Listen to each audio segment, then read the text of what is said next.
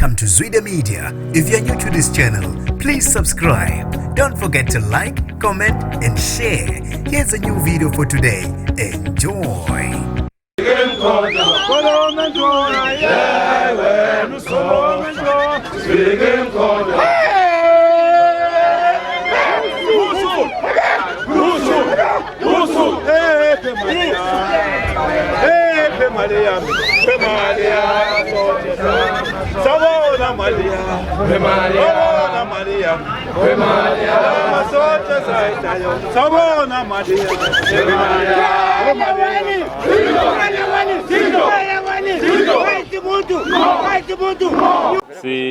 Sibonga leli thuba silitholayo.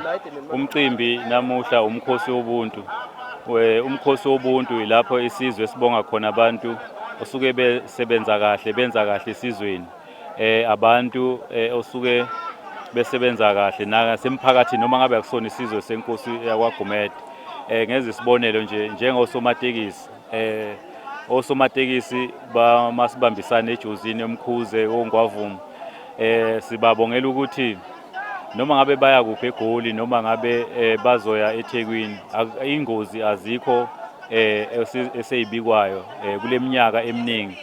Bese kuba mhlambe onompilo nje unompilo maku ukuthi usebenzela umphakathi ngoba mhlawumbe umphathi wakhe ngeke asho ukuthi siyabona thina subukhosi kuyilungelo lethu lokuthi sithi siyabonga kuye noma ngabe imuphi ke noma ngabe uyiphatha kahle emphakathini ngabe ubaba ngabe umama lokho ke akwenzayo abantu abakudumisayo kuwe thina ke sisizwe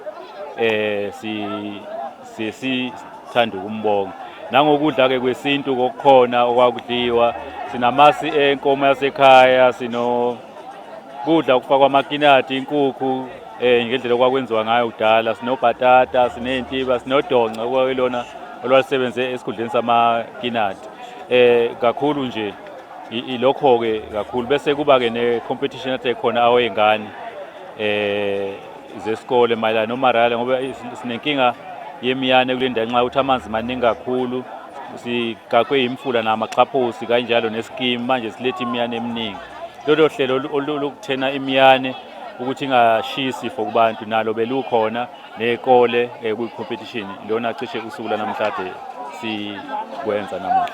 Sithokoza kakhulu Inkosi ngendlela esenzela ngayo umcimbi la esizweni.